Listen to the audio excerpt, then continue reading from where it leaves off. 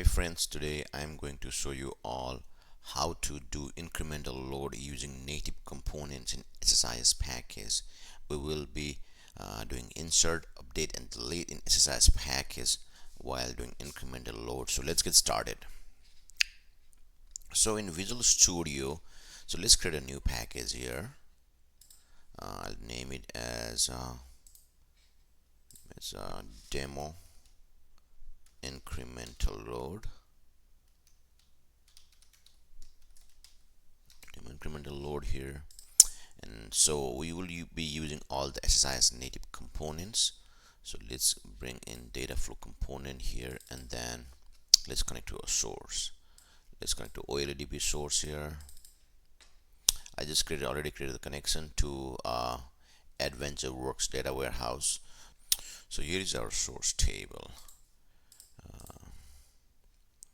It's called fact customer finance source. That's the source table. Let's look at all the columns here. So these are the columns we're trying to bring it in, and then so destination will be, so this is the destination, fact customers finance destination. That's the destination table. We want to load data from this source to this destination using incremental load. So let's bring in the lookup table here now. We will do a lookup here. So we have to look up on the destination table to bring in new records and find out whether it's an insert and update or delete. So let's do ignore failure here, and let's connect to destination table where we are doing lookup, and then the column that we are doing lookup is on the key of the source table with the key of the destination table to find out if there is any match or not, and then we'll do a lookup on those. So we'll do key for new records, and then we'll see if there is any change on the amount to update the record in the destination. So we'll do amount as well. So let's rename this output field just to make it easy to read. Okay, so this is lookup table now. So let's look up a component. So let's bring in now this is gonna do lookup. So when we join these keys, now what it's gonna do is this is gonna bring the data from the source and look up if that record do exist in destination table or not. Based on that, we have to do a conditional split, which will send data to either to the insert side or to the update side of the flow. So let's bring in the conditional split, and we'll do a match lookup output here. On the conditional split, what we'll do is we'll have two different conditions. The first one is to find out if the record is a new record. New records. And here we will do a lookup to the key, finance key. We'll see if the key is null in the destination. If the finance key is null in the destination, then we know that's a new record. So we have to insert that record. I have to put this one on top here, and then so the second one is to do if there is an update that we need to do to the final destination table. So we can say change record.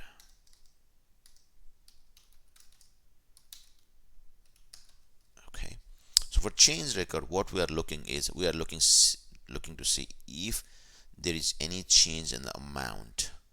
So we'll do lookup. We'll look up at the destination column and see if it is not equal to the source amount for the same record. This will help us identify a change record. So let me fix the spelling here. change records. Alrighty. So now this, the first output will be for new records. So this is going to map data to the destination table and insert new records. So this is the mapping here. Similarly, now we need to bring in another destination component here, and this is going to bring in all the change record and insert into that destination stage table that I created, change record. So let's bring a lookup component.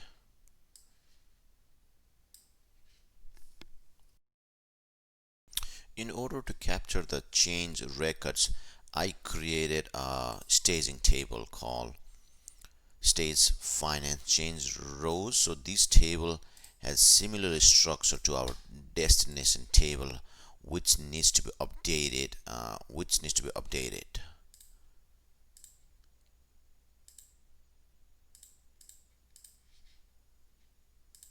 Here you can see same fields, but we don't have data on the stage table yet. So let's go back to our Visual Studio again.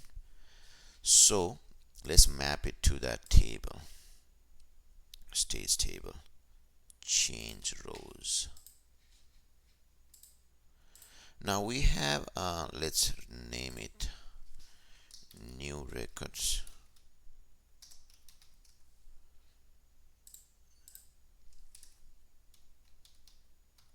Change records. Let me explain you one more time what we are doing here. So we are getting a data from source, and then we have lookup component which is going to look up if there is a new record coming in or if there is any change in the old records here. So once we have that, then we are using conditional split component to send data to two different pipeline. Now one towards the new component, new record side, and another one is towards capturing the change record here, doing this lookup. So sometimes you might run into issue of null value here in change record, so you might want to be you might have to use replace null replace transformation here, or let me explain you one more time what we are doing here. So we are bringing data from the source here and doing a lookup with the destination table to identify if a record is a new record or a change record. So we are trying to see here if there is any change in the amount value in the source, then we can update that amount in the destination as well. And then we're trying to find if there is any new record in the source that do not exist destination. This is kind of left outer join. So if there is no record in the destination, this will be null. So that's why in the conditional split here we are using is null function here to identify if it is a new record or not. Similarly, we are looking here to see if there is any change in the amount value, and then based on that we send to two different sides. So if there is a new record coming in, it goes through this channel here and then loads data into that fact customer finance destination table, which is our destination table. So it inserts new record into that table, and if there is any change record, then it's inserting data into that stage table to capture all the change records, and then later on we'll update the destination table with this change records. So let's take a look now. So now we have built the initial part of this incremental load. Now since we already captured the new records and change records, now let's update the change records into that final destination table. For that we need a SQL component, and we have to write an update script here. So I do have an update script already created. So let me get it. So this is the update script I created. So basically update destination table with the inner join to the stage table here. So it stays finance change record. So this is gonna bring in on the key. So this will bring in all the chains that we have and update that final table, the destination table. So let's copy this code here and then let's go to this SQL task. So let's choose a connection here, EDW, and then here the statement will copy and paste. All right. So now we have this one. So we can say update change. So if we run this one right now, we will get all the new records into the destination table and then change records as well. So let's give a try here.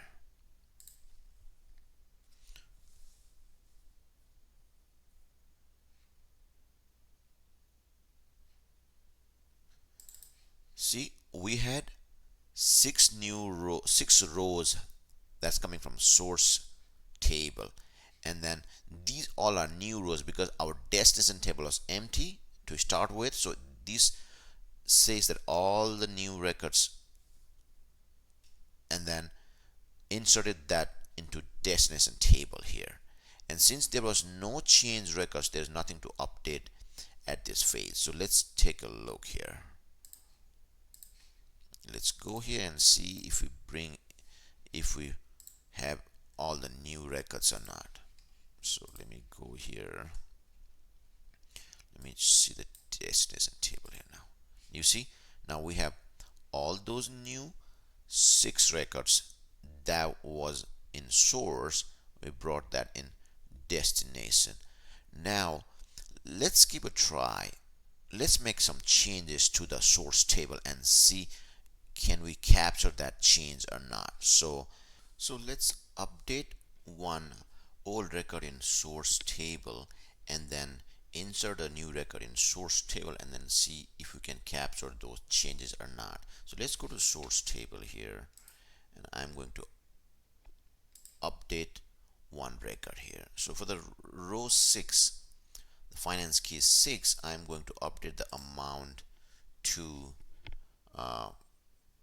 8,000 here.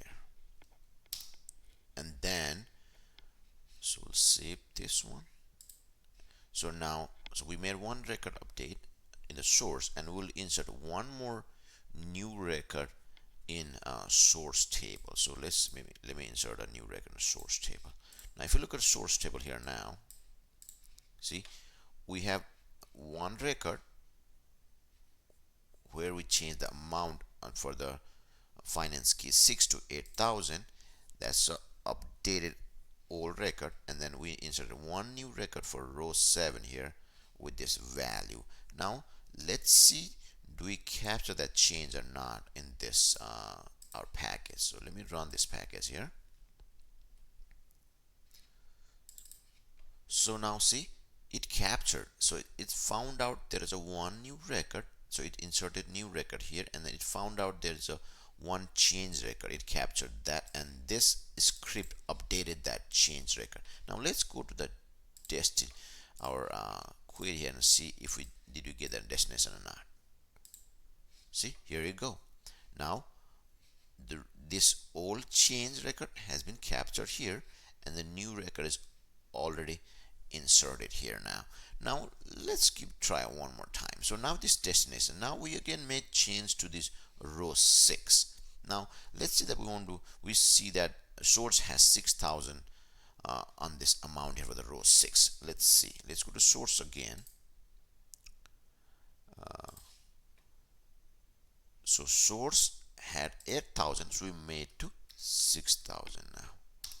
Okay, now let's take a look again, and then we'll insert one more record here, 8, and then we'll do the amount of 400 only, same date. So now I'm going to insert this into source table. Now let's look at the source table now. So we have 8 records now, and then the amount changed in source, but in destination So if you look at destination, we have only 7 record in destination, and the amount is 800 for row 6, is sorry 8,000 for row 6 and 6,000 for row 6 in the source. Now let's run our package again here. Now we should have exact same rows and same numbers in source and destination. So let's go here. See, it's captured again one new changes and insert one new row. Now let's run this both query here. Now see, we have row 7 45, row 7 45. I can see that we made a mistake here because we did not clean the stage table. We have to truncate the stage table in order to get the new updated records. So that's the reason we did not have the updated record in the destination table. So let's add a component here where we'll clean the source table. So we'll have another script task component here. The beginning here, we can name it as a clean stage tables. So this one we just need to add a script to clean the table. So what we can do is we can have this script here, drop the stage table and recreate every time, so that we have a fresh stage table every time. So let me just connect to my source here, and then so I paste this code here. So drop the table, recreate the table, and then it should capture the new change here. Now let's run the package again. So it's capturing new change now. So let's take a look to the query here. So now let's take a look. So now let's look at this queries here to see, did we capture the change we make, and did we make an insert or not. So if you run this query here now, you would see for the source table, since we added row 8 the source table, and then on row 6 we made change to $6,000, the amount value 6,000. So if you look at here now on the destination table here, new row is being added here, which is amount 400 for foreign finance key here. And then similarly, if you look at the row 6 here, the finance key is 6, the value has been updated to $6,000.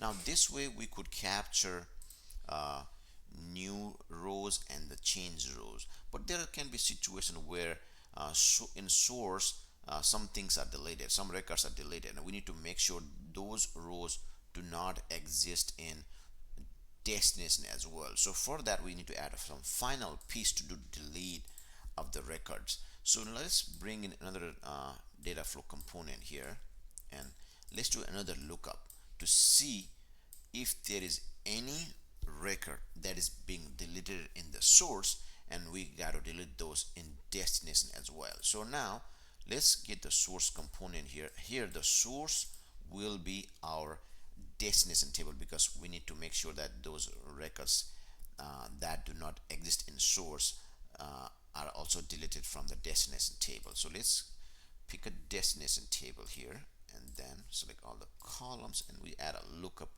component here.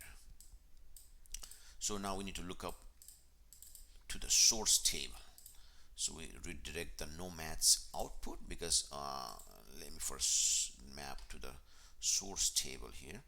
We map to source table, and then map on the key, same finance key, and then on the here redirect output to no match, redirect rows to no match output, because since there is no record in the source, it's not gonna find a match in destination, and those records which do not have a match in destination, we need to redirect to no match output, so we can collect those records and delete it. So now let's store these records which we have to delete into a destination table, and I did create one delete destination table which will capture those no match output. So if we go here now, this is the delete table here, which has just a single column, and this finance key is going to capture the finance key, and then we delete it. So we'll map this to a delete table here.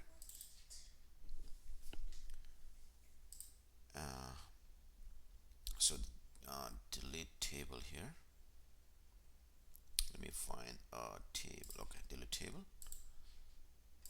So now this is going to capture it. Now once it captures it, we need to make sure that we delete that record from the destination table. So we need to add another script component, another execute task, execute SQL task component, and then here we'll write a code to update that table in destination. So we just need to copy this code here. I have another simple code here to delete the records. Okay, let me open that delete script here. So this script is going to delete the record from destination table. Okay, so now let's give a decent name so we understand what is happening here. Look up for rows to delete. Once you do the lookup, delete the records. Delete rows. So now what we can do is we'll go to the source table. Let's go to source table here and then delete one record from that source table. So that our source table was finance source. So let's just delete one record from here.